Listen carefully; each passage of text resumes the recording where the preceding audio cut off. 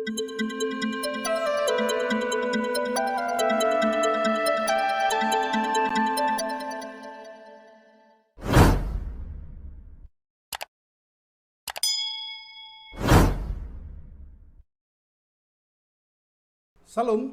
berjumpa lagi dengan saya Effendi Tobing dalam Boker Top Channel. Saudara yang dikasihi oleh Tuhan Yesus Kristus, hari ini kita akan kembali melanjutkan pembelajaran kita dari Amos pasal yang pertama ayat yang ketiga sampai dengan ayat yang kelima. Beginilah firman Tuhan, karena 3 perbuatan jahat Damsyik, bahkan 4, aku tidak akan menarik kembali keputusanku, oleh karena mereka telah mengirik Gilead dengan eretan pengirik dari besi. Aku akan melepas api ke dalam istana Hazael, sehingga Puri Ben Hadad dimakan habis. Aku akan mematahkan palang pintu Damsyik dan melenyapkan penduduk dari Biket Awen, serta pemegang tongkat kerajaan dari Bet Eden. Dan rakyat Aram harus pergi sebagai orang buangan ke Kir, firman Tuhan. Melalui Amos pasal 1 ayat 3 sampai dengan ayat yang kelima ini, kita akan melihat nubuatan penghukuman yang pertama terhadap bangsa di luar bangsa Israel. Saya memberi judul eksegesa pasal 1 ayat 3 sampai dengan 5 ini, jangan melampaui batas. Untuk memahami bagian-bagian teks ini, mari kita perhatikan nubuatan terhadap Damsyik. Kita harus melihatnya sebagai latar belakang. Apa yang menjadi latar belakang sejarah dari nubuatan terhadap Damsyik ini? Kalau kita memperhatikan Alkitab, khususnya Perjanjian Lama, Aram sesungguhnya adalah anak Sem, di samping Elam dan Asyur. Itu bisa kita melihat di dalam kitab Kejadian pasal 10 ayat 22 dan seterusnya. Tetapi garis janji dari Sem tidak melalui Aram, melainkan melalui Arpasad. Bisa kita lihat misalnya dalam tayangan, ya, dalam slide ini kita bisa melihat, ya, Sem memiliki anak Elam, Asyur, dan Aram, tetapi garis keturunannya adalah melalui Arpasad. Ini yang bisa kita lihat, dan kisah ini bisa kita lihat di dalam kitab Kejadian pasal 10 ayat 21 sampai dengan ayat 31. Sehingga kita bisa memahami nubuatan terhadap Damsyik atau Aram yang kita lihat dalam catatan ini. Ya, kalau kita juga memperhatikan Perjanjian Lama, sebelum kita lihat pada teks ini, memang Aram ini memiliki peranan yang penting dalam Alkitab. Atau peranan Aram di dalam Alkitab itu dicatat di dalam berbagai peristiwa. Misalnya Abraham tinggal di Haran di daerah Aram, ya. Kemudian istri Ishak dan Yakub, ya, adalah orang Aram. Yakub adalah seorang Aram, seorang pengembara. Saudara bisa lihat catatan-catatan itu. Kemudian dalam Alkitab juga dicatat bahwa Aram telah menyimpang dari bapak leluhurnya Sem dan tidak lagi takut akan Allah. Kemudian, ya, ini kita bisa lihat di dalam kisah Laban dan Rahel, ya, kedua-duanya berasal dari Aram yang memiliki berhala. Kemudian juga Kusyan Rishatain, raja Aram, menindas Israel. Jadi kita lihat ada banyak catatan tentang Aram di dalam Alkitab yang memiliki hubungan secara langsung dengan umat Tuhan. Juga di dalam Hakim-Hakim 10 ayat 6, di sana juga kita melihat bagaimana firman Tuhan berbicara tentang Allah para orang Aram. Ya, ini kejadiannya kurang lebih tahun 1100 BC gitu ya. Kemudian yang berikut, Aram menjadi musuh umat Tuhan dari dulu dan terus-menerus mereka berlawanan. Kemudian yang terakhir, Raja Hazael yang juga disebut dalam teks kita diurapi oleh Elia. Itu saudara bisa lihat di dalam 1 Raja-Raja 19 ayat 15, dilaksanakan oleh Elisa dalam 2 Raja-Raja 8 ayat 7 sampai 15, dan dipakai sebagai cambuk. Ini perlu menjadi catatan untuk kita supaya kita bisa mengerti teks ini. Dipakai sebagai cambuk atau alat pendidikannya Tuhan bagi umatnya Israel. Nah, dari bagian ini maka kita lihat nubuatan yang dijelaskan dalam pasal 1 ayat 3 sampai dengan ayat yang kelima. Yang pertama yang bisa kita lihat apa yang menjadi dosa Damsyik, atau di dalam Alkitab bisa dipakai nama Aram juga Syria. Ya, kita memperhatikan, ya. Sesungguhnya kalau kita memperhatikan latar belakang historis apa yang menjadi dosa atau pelanggaran yang dilakukan oleh Damsyik, Aram atau Syria ini sebenarnya bermula bagaimana Tuhan memakai Damsyik, Aram atau Syria ini sebagai alat didikan atau alat yang dipakai Tuhan untuk menghukum umat Tuhan. Nah, kalau kita perhatikan di sana kita bisa melihat apa yang menyebabkan Tuhan menghukum umat Israel.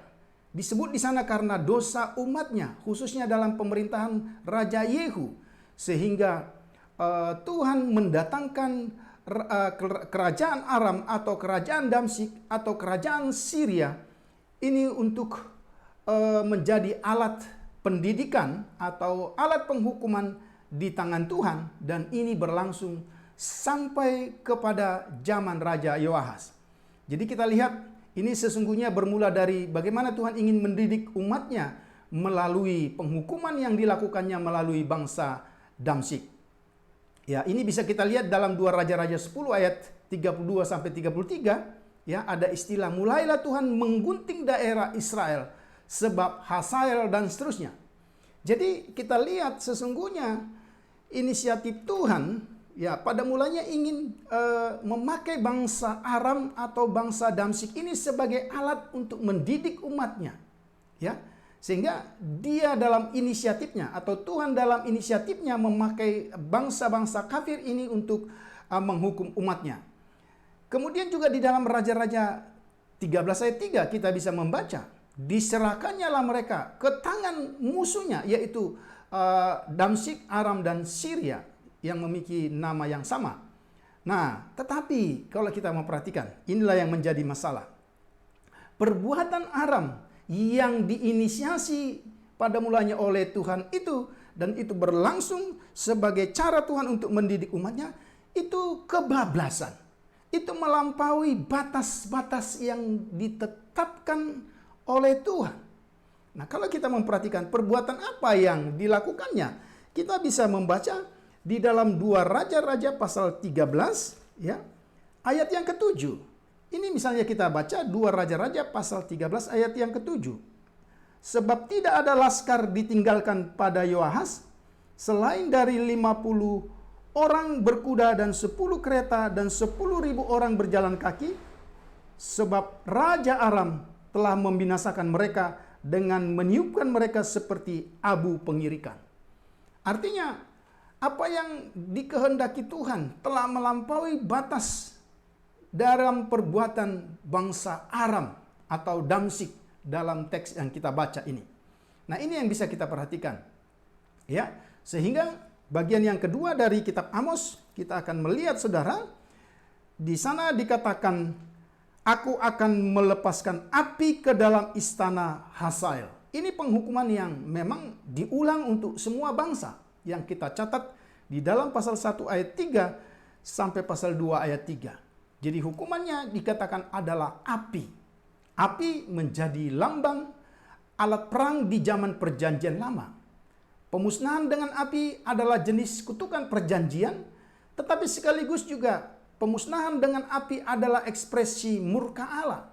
Bisa kita lihat ayat-ayat itu.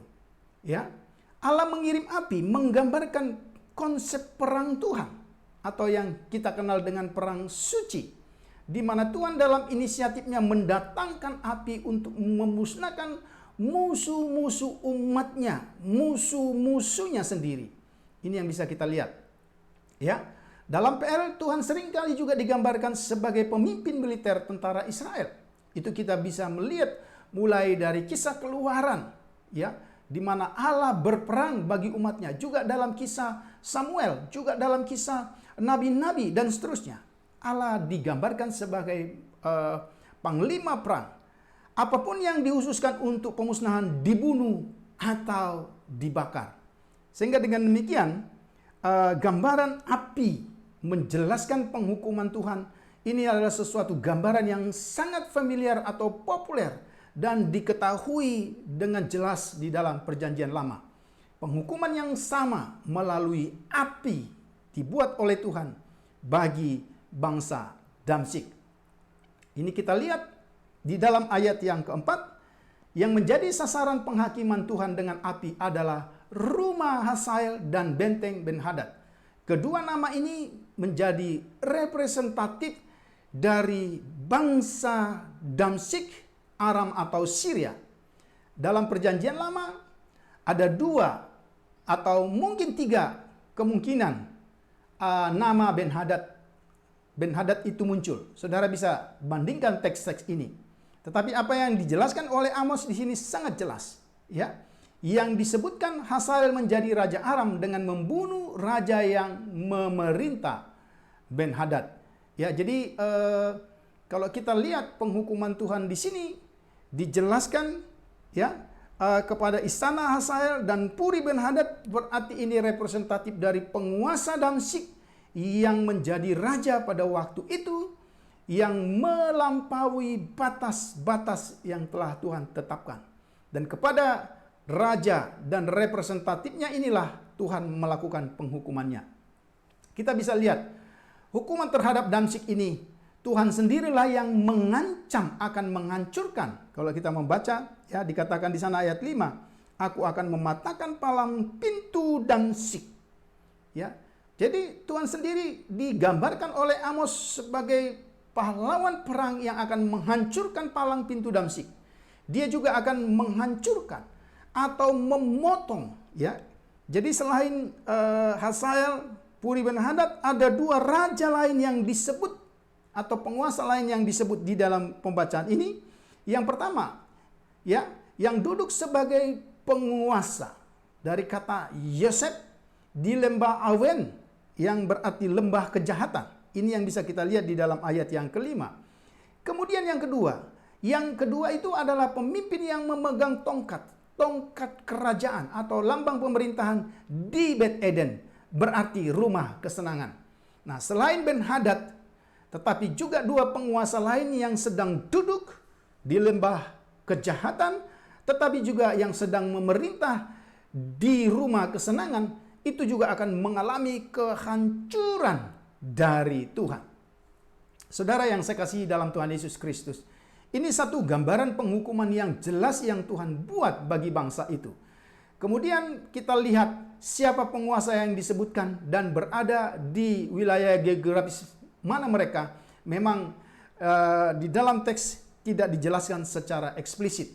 Tetapi yang tampak jelas adalah bahwa penghakiman Tuhan akan mempengaruhi, bahkan memporak-porandakan 3 bentuk atau 3 penguasa yang berada di lokasi geografis yang berbeda.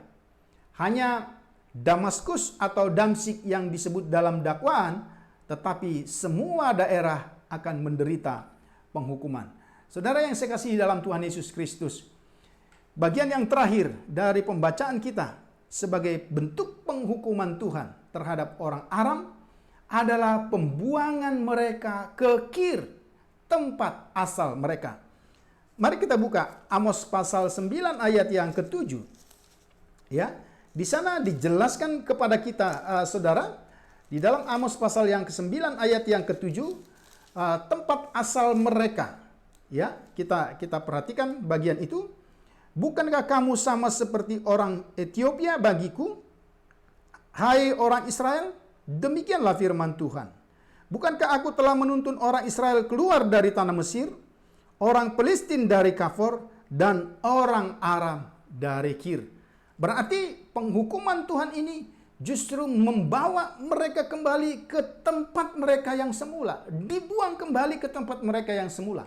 Ini yang bisa kita lihat dalam pembacaan ini. Kemudian di dalam Amos pasal yang pertama ayat yang ke-5 juga kita menemukan satu istilah orang Aram, atau dalam teks disebut rakyat Aram.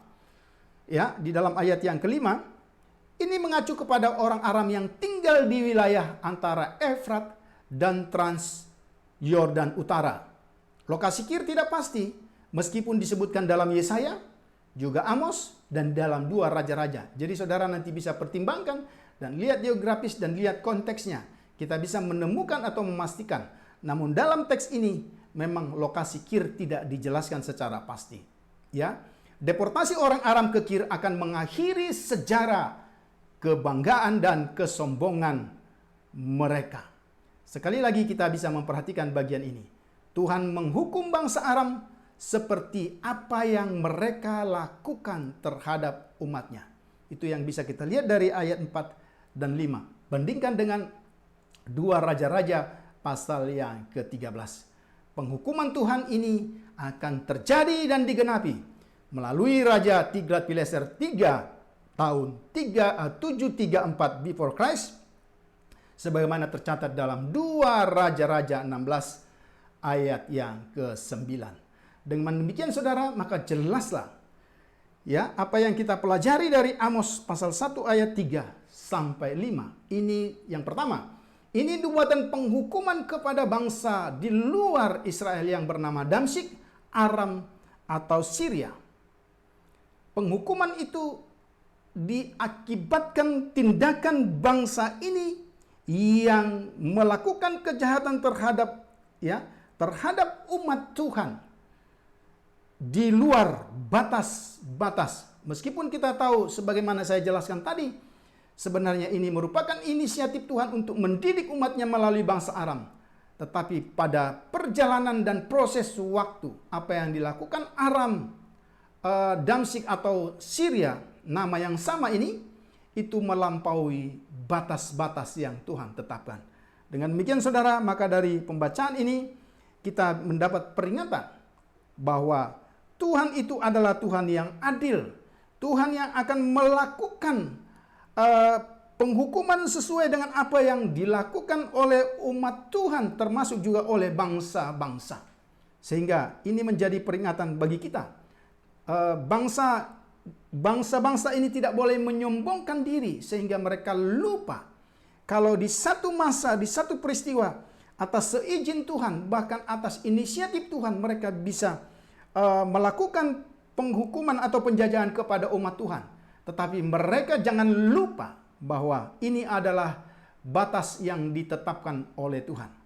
Jangan melampaui batas yang telah ditetapkan Tuhan. Mungkin ini juga bagian yang dapat kita tarik aplikasi dalam seluruh aspek kehidupan kita. Batasan-batasan yang Tuhan tetapkan atau menjadi bagian yang Tuhan sudah sediakan bagi kita. Kita tidak boleh melampaui batas-batas itu. Sehingga kita akan tetap di dalam penyertaan Tuhan, tetap di dalam berkat Tuhan, dan tidak dalam penghukuman Tuhan, sebagaimana yang terjadi pada bangsa Damsyik di sini. Demikian kebenaran firman Tuhan yang kita dapat